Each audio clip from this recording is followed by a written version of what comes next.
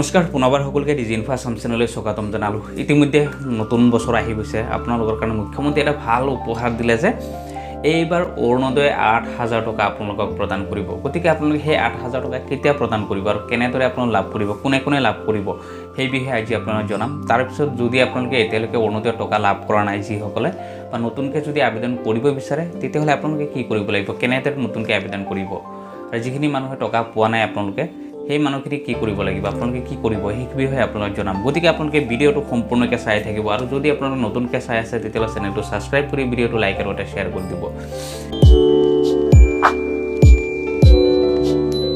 ইতিমধ্যে চাওক মুখ্যমন্ত্ৰীয়ে ঘোষণা কৰিছে যে আপোনালোকৰ যদি অৰুণোদয় আছে তেতিয়াহ'লে ফেব্ৰুৱাৰী 20 তাৰিখে কিন্তু আপোনালোকে ৮,০০০ টকা আপোনালোকৰ একাউণ্টত একেবাৰে দিব।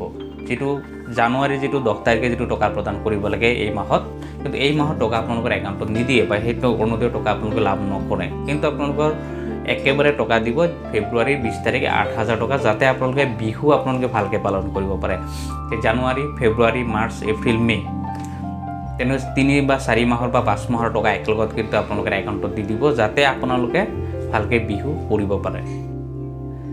গতিকে আপোনালোকৰ যদি সেই অৰুণোদয় টকা যদি আপোনালোকে লাভ কৰিব বিচাৰে তেতিয়াহ'লে আপুনি কি কৰিব লাগিব মই আগতেও আপোনালোকক জনাইছোঁ। যদি আপোনালোকৰ প্ৰব্লেম হৈ আছে তেতিয়াহ'লে আপোনালোকে সেইখিনি ছল্ভ কৰিব লাগিব। 1 নম্বৰ হৈছে চাওক, অৰুণোদয় টকা যদি আপোনালোকে লাভ কৰিব লাগে তেতিয়াহ'লে কেইটামান কাম আপোনালোকে কৰিব লাগে। সেইটো হৈছে 1 নম্বৰ হৈছে যে আপোনালোকে বেংক একাউণ্টত যদি খেলি মেলি আছে তেতিয়াহ'লে আপোনালোকে KYC কৰিব লাগিব। বেংক একাউণ্টটো আপোনালোকে ঠিক কৰি ৰাখিব লাগিব, কাৰণ বেংকৰ একাউণ্টত যদি খেলি মেলি থাকে তেতিয়াহ'লে কিন্তু আপোনাৰ একাউণ্টত টকা নোসোমায়। 1 নম্বৰত আপোনালোকে প্ৰথমতে চেক কৰক যে বেংক একাউণ্টত কিবা ইনএক্টিভ হৈ আছে নেকি। যদি ইনএক্টিভ হৈ আছে তেতিয়াহ'লে আপোনালোকে KYCটো প্ৰদান কৰক প্ৰথমতে। তাৰপিছত যিটো আধাৰ কাৰ্ড লিংক কৰিব লাগে আপোনালোকে আধাৰ কাৰ্ডটো লিংক কৰক। তাৰপিছত যিটো অৰুণোদয় ID আছে আপোনালোকে অৰুণোদয় ID লগত আপোনালোকে আধাৰ কাৰ্ডটো লিংক কৰাব লাগে বা ৰেচন কাৰ্ড আপোনালোকে এইখিনি ছাবমিট কৰিব লাগে। যদি ডকুমেণ্টছ পাতি আপোনালোকে সকলোখিনি ছাবমিট কৰিছে তেতিয়াহ'লে জাষ্ট আপোনালোকে একো কৰিব নালাগে, জাষ্ট ৱেইট কৰক, আপোনালোকে 100% টকা পাব। যদি আপোনালোকৰ খেলি মেলি হৈ আছে তেতিয়াহ'লে এইখিনি ছল্ভ কৰক। তাৰ লগতে আপোনাৰ যিটো আধাৰ কাৰ্ড আছে মাষ্ট বি আপোনাৰ আধাৰ কাৰ্ডৰ লগত আপোনাৰ মোবাইল নাম্বাৰটো লিংক কৰক, আৰু অৰুণোদয় ID লগতো আপোনালোকে সেই মোবাইল নাম্বাৰটো লিংক কৰিব লাগে। আৰু অৰুণোদয় ID লগত আপুনি লিংক ক'ত কৰিব সেইটোও আপোনাক জনাম, আৰু কেনেদৰে কৰিব লাগে, কি কৰিব লাগে। তাৰপিছত চাওক, সকলোতকৈ ডাঙৰ সমস্যা যিটো হৈ আছে যে বহুত মানুহে কিন্তু অৰুণোদয় টকা পোৱা নাই। আপোনালোকৰ বহুতে কিন্তু এই টকা পোৱা নাছিলে, নৱেম্বৰতো টকা পোৱা নাই, ডিচেম্বৰতো পোৱা নাই। তে আপোনালোকে কি কৰিব লাগিব চাওক, মই আগৰ ভিডিঅ'ত আপোনালোকক কৈছোঁ যে আপোনালোকে কি কৰিব লাগে। চাওক, আপোনালোকে যদি এইখিনি কৰা নাই তেতিয়াহ'লে আপোনালোকে টকা লাভ নকৰে, সেইখিনি মানুহে টকা লাভ কৰা নাই। কাৰণ অৰুণোদয়ৰ যেতিয়া লিষ্ট প্ৰথমতে হৈছিলে অৰুণোদয় 1, 2, 3, কাৰণ অৰুণোদয় 3 লৈকে আপোনালোকে একেলগতে লিষ্ট আহিছিলে আৰু তাত বহুত মানুহৰ নাম ৰিজেক্ট আহিছিলে আৰু তাত KYC কৰিবলৈ দিয়া হৈছিলে, ডকুমেণ্টছখিনি পুনৰবাৰ ছাবমিট কৰিব দিয়া হৈছিলে।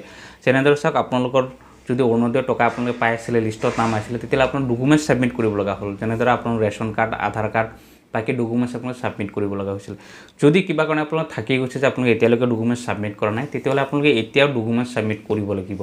যিটো আপোনাৰ ৰিজেক্ট হৈ আছে, যদি আপোনাৰ টকা পোৱা নাই তেতিয়াহ'লে আপোনালোকে জানিব লাগিব আপোনালোকৰ ৰিজেক্ট হৈ আছে। তে ৰিজেক্টটো ছল্ভ কৰিবলৈ হ'লে আপোনালোকে পুনৰবাৰ ডকুমেণ্টছ ছাবমিট কৰিব লাগিব। কাৰণ এনেদৰে যিটো অৰুণোদয় ফৰ্ম আছে আপোনালোকৰ নামত ফৰ্ম আহিব আৰু আপোনালোকৰ নামত ফৰ্ম আহিছেই, আৰু সেইটো ফৰ্ম লৈ আপোনালোকে ছাবমিট কৰিব লাগে। কাৰণ ইতিমধ্যে চাওক, যিটো অৰুণোদয়ৰ যিটো গাইডলাইন অনুসৰি চাওক, ৰেচন কাৰ্ডটো কম্পালচৰি কৰি দিছিলে। যদি আপোনালোকৰ ঘৰত 2জন মানুহ আছিলে, 2জনে অৰুণোদয় পাইছিলে, কিন্তু ৰেচন কাৰ্ড এটা আছিলে, এজন মানুহৰ তেনেদৰে কিন্তু ৰিজেক্ট হৈ গৈছে। আপোনালোকৰ সেই প্ৰব্লেমৰ কাৰণে, যদি ৰেচন কাৰ্ডৰ প্ৰব্লেমৰ কাৰণে বহুত মানুহ ৰিজেক্ট হৈছে। গতিকে আপুনি যদি নতুনকৈ ৰেচন কাৰ্ড বনাইছে তেতিয়াহ'লে আপোনালোকে নতুনকৈ ৰেচন কাৰ্ড সহ আপোনাৰ আধাৰ কাৰ্ড, বেংক পাছবুক আৰু ফৰ্মটো ফিল আপ কৰি পেলাই আপোনালোকে জমা দিব লাগিব। আৰু সেইখিনি ক'ত জমা দিব চাওক, অৰুণোদয়টো এটা চৰকাৰী স্কিম হয়, কাৰণ এই চৰকাৰী স্কিমৰ লগত বা চৰকাৰৰ লগত কোন জড়িত হৈ আছে। তেনেদৰে চাওক, বুথ পৰ্যায়ত ইতিমধ্যে বুথ কমিটিৰ প্ৰেচিডেণ্ট ছেক্ৰেটাৰী থাকে, ইতিমধ্যে পঞ্চায়ত হৈছে, পঞ্চায়তৰ ইতিমধ্যে প্ৰেচিডেণ্ট ছেক্ৰেটাৰী থাকে, ৱাৰ্ড মেম্বাৰ আছে, তেওঁলোকৰ হাতত এইবিলাক ফৰ্ম আহে। আৰু এইবিলাক ফৰ্ম ইতিমধ্যে আহিছে কেইদিনমান আগতে, সেইবিলাক ফিল আপ কৰি পেলাই যিসকলে জমা দিছে সেইসকলে কিন্তু এইবাৰ টকা পাইছিলে। কাৰণ নৱেম্বৰত যিসকলে টকা পোৱা নাছিলে তেওঁলোকে যেতিয়া ফৰ্ম ফিল আপ কৰি জমা দিছে তেতিয়া কিন্তু তেওঁলোকে ডিচেম্বৰত টকা পাইছে। আপোনালোকৰ যদি এতিয়ালৈকে টকা পোৱা নাই, তেনেকুৱা থাকি গৈছে, তেতিয়াহ'লে আপোনালোকে অতি সোনকালে যোগাযোগ কৰক বুথ লেভেল পৰ্যায়ত। প্ৰথমতে তাৰ যি প্ৰেচিডেণ্ট ছেক্ৰেটাৰীবিলাক আছে তেওঁলোকে যোগাযোগ কৰক। যদি কিবা কাৰণে আপোনালোকৰ তাত নহয় তেতিয়াহ'লে পঞ্চায়তৰ প্ৰেচিডেণ্ট আছে, ছেক্ৰেটাৰী আছে, তেওঁলোকে যোগাযোগ কৰক। যদি তাতো নহয় তেতিয়াহ'লে আপোনালোক ব্লকত যাব লাগিব। কাৰণ ইতিমধ্যে মুখ্যমন্ত্ৰী এটা কথা কৈছিলে যে অৰুণোদয়ৰ কাৰণে যিটো ব্লক লেভেলত যিটো অফিচ যিটো খুলি দিব লাগে, ইতিমধ্যে সেই অফিচ খুলি দিছে বুলি কৈছে। আৰু তাত গৈ আপোনালোকে যোগাযোগ কৰক ব্লকত, যে অৰুণোদয় আপোনালোকৰ আছেনে নাই এতিয়ালৈকে। যদি অৰুণোদয় নাই তেতিয়াহ'লে নতুনকৈ কি কেনেদৰে কৰিব, বা যদি আছে তেতিয়াহ'লে আমি টকা কিয় পোৱা নাই। আপোনালোকে জাষ্ট এই কুৱেশ্যনকেইটা কৰিব। কৰাৰ পিছত আপোনালোকৰ যদি লিষ্টত নাম আছে তেতিয়াহ'লে আপোনালোকে সেইখিনি চলিউশ্যন দিব, আপোনাৰ ফৰ্ম পাব, বাট বাকী ডকুমেণ্টছখিনি আপুনি ছাবমিট কৰিব লাগিব। কিন্তু তাৰ লগত সেইটো ইম্পৰ্টেণ্ট হৈছে আপোনাৰ ৰেচন কাৰ্ডটো আপোনালোকে জমা দিবই লাগিব। আপোনাৰ ৰেচন কাৰ্ড দি পেলাই আপুনি যেতিয়া ছাবমিট কৰিব, যদি আপোনালোকৰ আগৰ পৰা পাই আছিলে তেতিয়াহ'লে 100% আপোনাৰ নেক্সট পৰ্যায়ত আপোনালোকে পাব।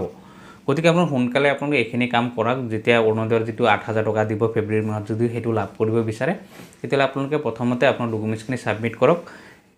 কাৰণ যিসকলৰ লগত জড়িত আছে সেইসকল মানুহৰ লগত যোগাযোগ কৰি পেলাই আপোনালোকে এইখিনি কাম কৰক। আৰু যদি নাই তেতিয়াহ'লে ডিৰেক্ট আপোনালোকে ব্লকত গৈ আপোনালোকে যোগাযোগ কৰক, তেতিয়াহ'লে আপোনাৰ সেই প্ৰব্লেমটো ছল্ভ হ'ব।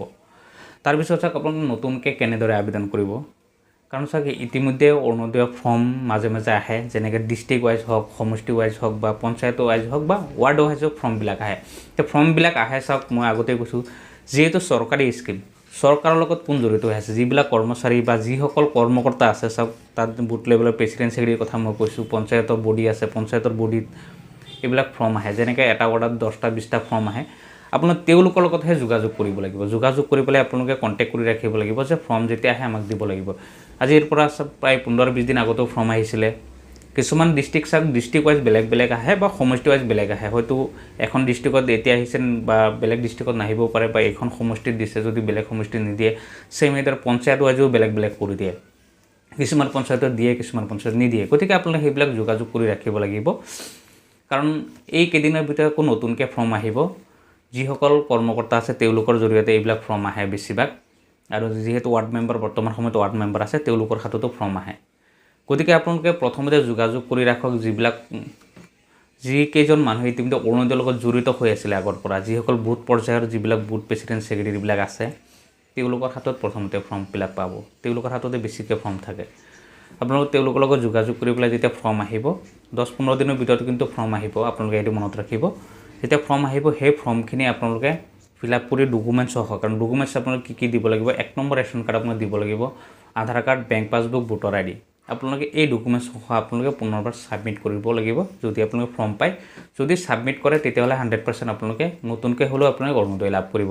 কাৰণ মুখ্যমন্ত্ৰী এটা কথা আপোনালোক কৈছিলে যে আপোনালোকৰ যদি ৰেচন কাৰ্ড হয়, আপুনি যদি যোগ্য হয়, তেতিয়াহ'লে কিন্তু আপোনালোকে 100% অৰুণোদয় পাবই। কাৰণ কৈছিলে জীৱিকা বাইদেউসকলে ঘৰে ঘৰে গৈ পৰীক্ষা কৰি পেলাই হ'লেও আপোনালোকক দিব।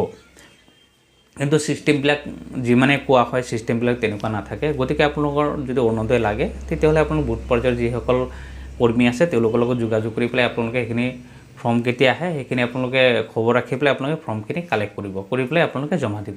তাৰপিছতো যদি আপোনালোকে অৰুণোদয়ৰ বিষয়ে আৰু কিবা জানিব লাগে আপোনালোকে ভিডিঅ'ত কমেণ্ট কৰিব। মই আপোনালোকে সেইখিনি ছল্ভ কৰিবলৈ মই যত্ন কৰিম নেক্সট ভিডিঅ'ত।